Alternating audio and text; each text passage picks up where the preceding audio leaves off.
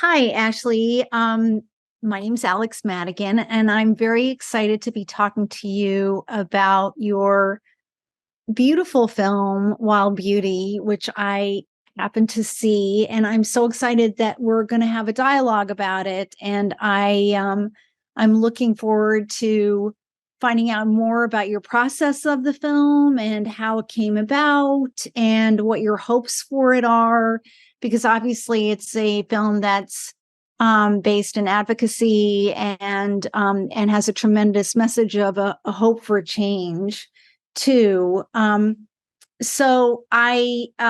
excited to discuss it in greater detail. So to start with, just as a general question, but please tell me about the journey of the making of the film. Like, I think it's really interesting that you were incredibly occupied with making your other beautiful film, which is a narrative called Black Beauty, the feature film based on the very beloved and classic book. And that creation took you in a very roundabout way to this one, or maybe it wasn't a roundabout way. But can you tell us a little bit about the history of this project and how it came about for you? The film was completely unexpected in its creation. And having grown up with horses during my childhood, I loved great equine themed novels like Walter Farley's The Black Stallion and Anna Sewell's Black Beauty. So getting to direct Black Beauty and write Black Beauty was really very full circle to my love of horses. So in the creation of Black Beauty and wanting to honor why Anna Sewell wrote that book, which most people don't know, she wrote that novel as an animal welfare plea for the horses of her time, the cab horses and the carriage horses in the late 1800s, in a time where most of humanity didn't really look at animals or horses in the same light that we do now as highly intelligent, thinking, feeling beings. And so in her publication of Black Beauty, she really helped revolutionize our understanding of animal intelligence and animal empathy. And so in researching that and discovering that in my process for Black Beauty, in trying to search for an authentic modern day parallel, I came across the plight of wild horses in our country and how they were being rounded up and are being rounded up by helicopters, stripped of their freedom and their families. And the more that I started going down the rabbit hole to understanding why, it seemed so absurd and profound and unjust and cruel. And so in the process of Black Beauty, again, wanting to reinforce authenticity, my husband and producing partner, Ed, and I raised a little bit of money to go out in 2018 and to film real wild horses in Utah, Wyoming, and Nevada. And we filmed the resplendence of those families and got to see these incredible interactions and these families, and from stallions rearing up to these delicate moments where these horses are standing over their little day-old foals, which are baby horses. And then we also filmed a roundup, and it was our first one that we had seen in person. And my heart broke in a way that I've never experienced in my chest, watching what was happening to those horses and being stampeded for hours, forced to run multiple Kentucky Derbies in the extreme heat. It was over 100 degrees. And numerous horses that we filmed were killed in that roundup, breaking their legs and necks. Several foals were trampled. And it was so unbelievable to me that as a horse person in my youth, that I wasn't aware that this was going on. And so the more I started talking to people about it with Black Beauty, I realized how few people knew. And so we decided to keep going. And our hope was that if Black Beauty is successful, and thankfully Disney Plus acquired it, and I suddenly got thousands of messages from kids around the world who were falling in love with wild horses, we figured we could keep going and perhaps create a Blackfish or the Cove for wild horses. That's wonderful. Yeah. And those are incredible films as well. And obviously were impactful, I think, too, when they were released as well. So, I thought your film so beautifully captured the absolute dire necessity of preservation and conservancy. And one line I was so struck by was, we need the tonic of wilderness, which I thought was such a beautiful line. Can you talk a little bit about that? I love that Henry David Thoreau quote. And it very much, I had come across it before we started filming. And that's it's just really what we felt when we were out there with the horses.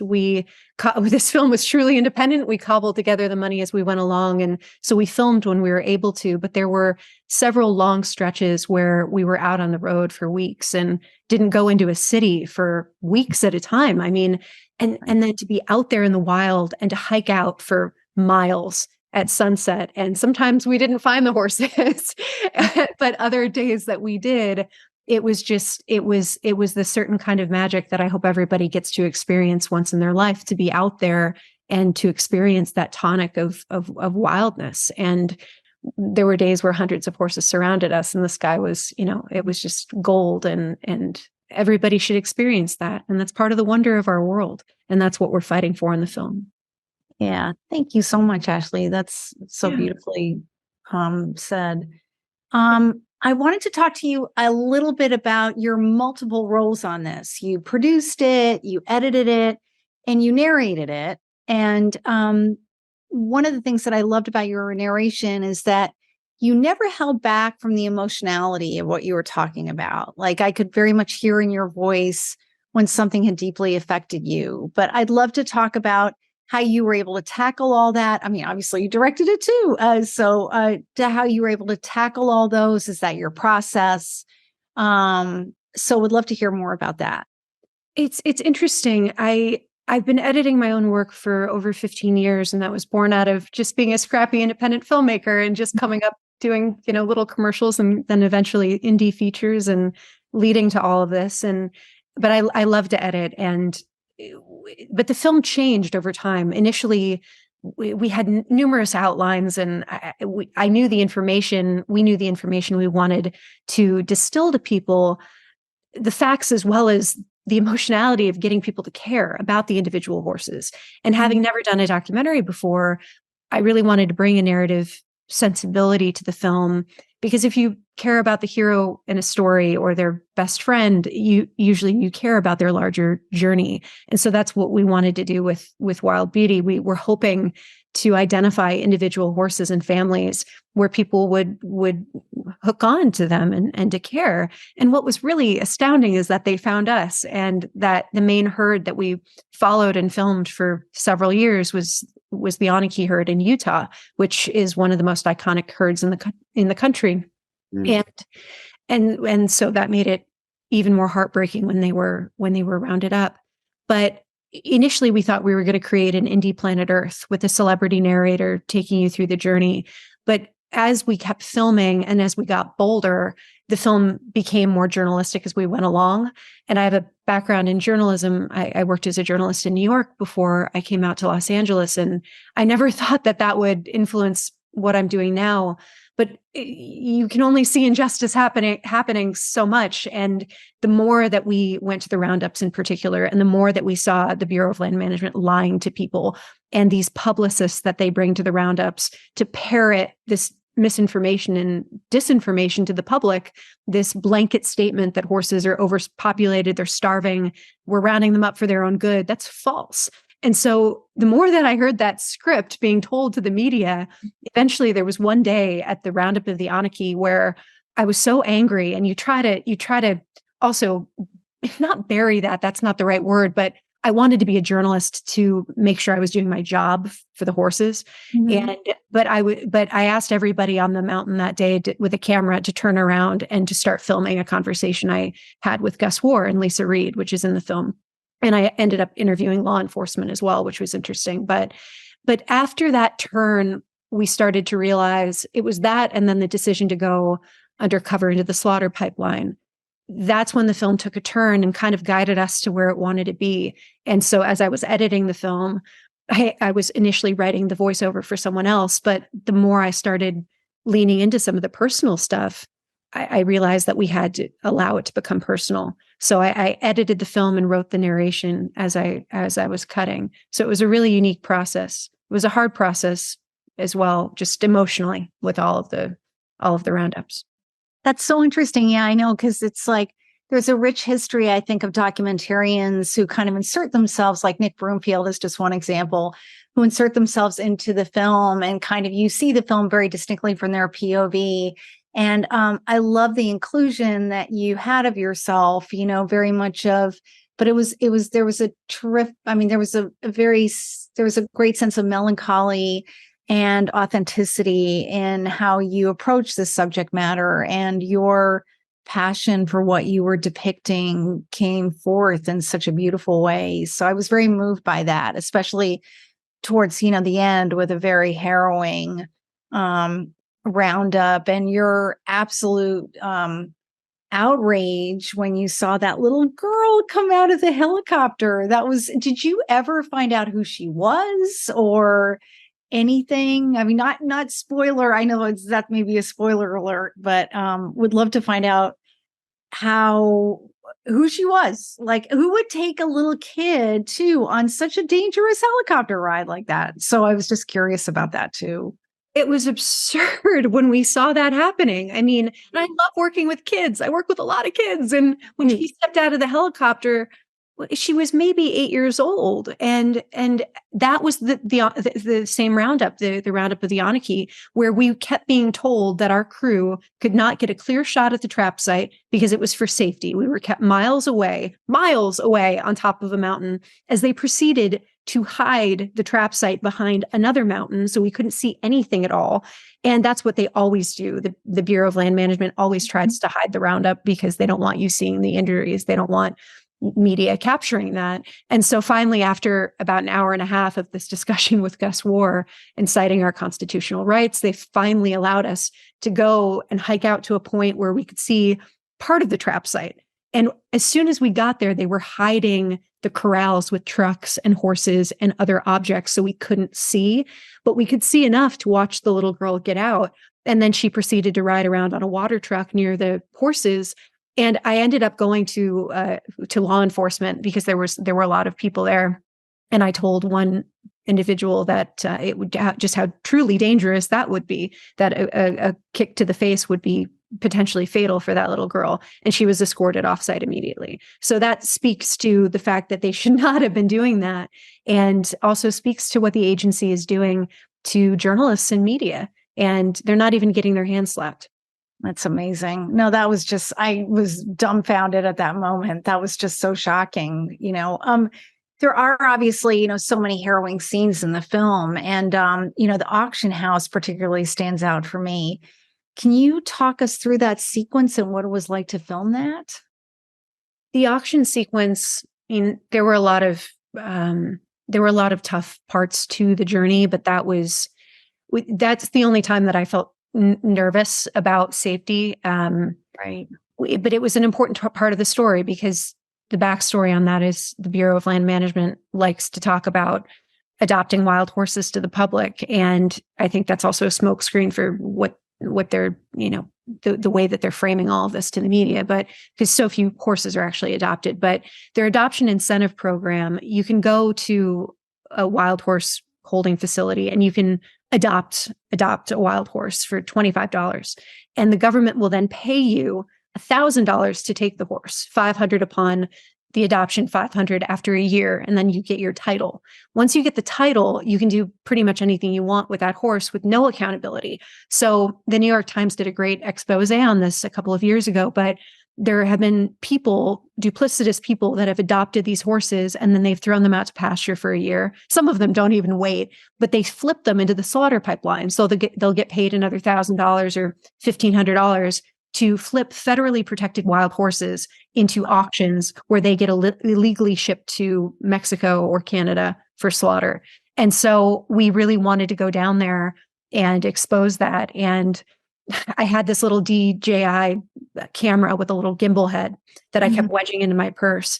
And the problem was the gimbal head kept getting stuck. And I hid it behind a handkerchief and was trying to use it. And it started beeping in the auction. And so that's a close-knit community. And it was my little brother, younger brother, he's a producer now. And my father came for safety for that. So it was just the three of us. And my brother wore a button cam, which we sewed into his shirt. And I ended up not being able to use my camera. So most of the footage we have is from his button cam. And so I wished that I had millions of dollars to save all of the horses that we saw, because it was so clear when certain bidders were bidding on them to create a load and take them to Mexico. That's So so heartbreaking. Yeah. Oh, that's awful. I know the donkeys too and the zebras, that was just shocking to see. That was surreal and so horrific as well. So that was um I wanted to ask you a little bit about just some of the technology behind your filming, because I was so impressed with the fluidity and the movement of the camera, and how you just captured these absolutely stunningly beautiful, um, melodious, images. And how did you partner with your DP, and how did you arrange for this beautiful choreography of the camera that you were able to pull off? thank you. Well, I'm fortunate, very fortunate, that I got to work with a cinematographer named Kai Kraus, who has been my collaborator for a number of years. Mm. And so we started talking about this in late 2017 or early 2018. And we very much wanted to film the documentary anamorphic and with texture and give it a filmic look. And Right. but then we're also faced with, sometimes the horses are very far away, or the roundups you're on, on the mountain, and they keep the trap site so far. We had to use this massive wildlife Canon zoom, a spherical lens that doesn't have the beautiful texture of the Kawas. And so a lot of it was, I mean, Kai has such an incredible eye. And he reached out to me blindly about, I want to say 6 years ago. He saw some of my work and sent an email, and I looked at his website, and he sent such a lovely message. When people send lovely messages, you have to respond. And his work was just so beautiful and so in line with how I see the world. And so we started working together. And so his sensibility just is very lyrical. It's very emotional. It's very poetic. The way he frames a horse, it's not like you're framing a medium of a horse. It's like you're framing, I almost hesitate to say framing a human, because that feels like we're putting that above, but less people, I suppose, film wild horses. So the way that we were able to capture all of that was a great deal due to his sensibility and mine. And then just some really beautiful luck on certain days where with the Anarchy, they got to know us too. And so some days we'd come over the mountain and they'd remember us, and they wouldn't run, and we'd get to, we never touched them, but we got to have these incredible moments with these families. And Kai and I would get really bold. There was one day, and some of the shots are in the film, where the one stallion Stargazer is battling. He's battling stallions. They were 10 feet away, and we didn't intend to actually get that close. But I mean, and that was a day where he was wearing a rig, and we had our beautiful anamorphic lenses on the camera, and we were actually able to get those insane shots of those horses going. It was incredible. Right. And so it was a ballet of sorts, I would say. Yeah.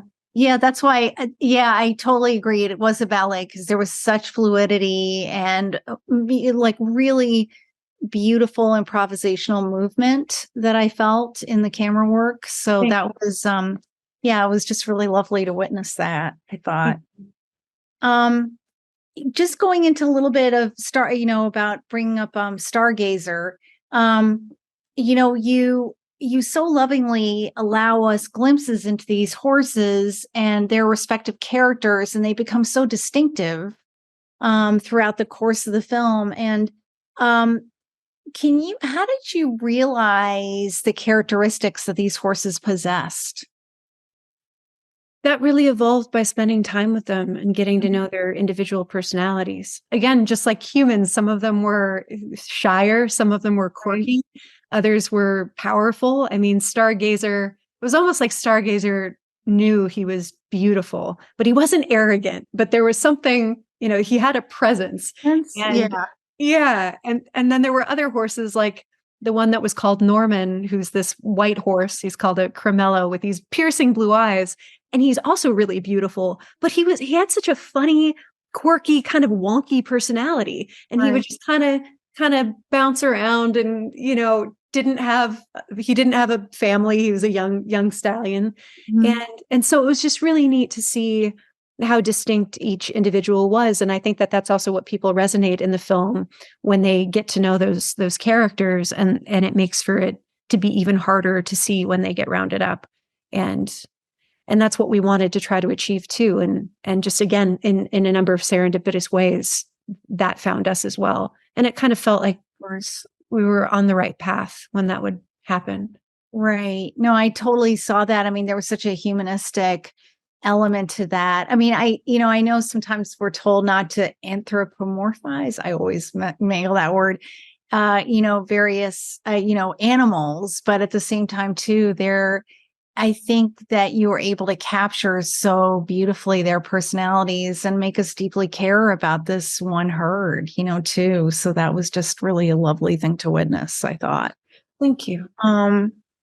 What are your hopes for the film in terms of advocacy and change? I know that when we spoke a little bit about this yesterday, you talked about some of the, you know, some of the sort of, the current, sort of, I guess, outreach that you were doing to laws in Congress. I love the fact that Richard Nixon, who I'm not really a fan of, but he was the first one to create this legislation that protected them, and that did come from letter writing from children. And I think you mentioned too that you were hoping to do that again this time around and to encourage that. So I would love to know what your plans are, what your hopes for this film are, and what you would love to see changed. Absolutely. We're hoping the film becomes a tool for people to use to make change. And what's been pretty special, we've been to Washington, D.C. twice now. In June, we screened before members of Congress, staff, press. We even brought a real wild horse to the theater in the middle of Washington, D.C. and we projected our thank you. The night before the screening, we actually projected our footage against the Department of the Interior for about an hour that evening of the roundups, asking them to stop.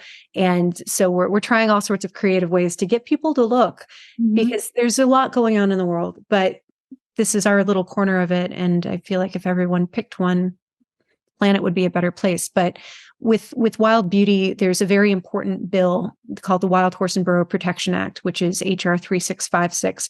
And if it passes, it would eliminate the use of helicopters in the wild horse roundups, which we feel like is a first major step and precedent for something in this issue to change. Nothing has changed for so long. The Bureau of Land Management has gotten away with this for so long.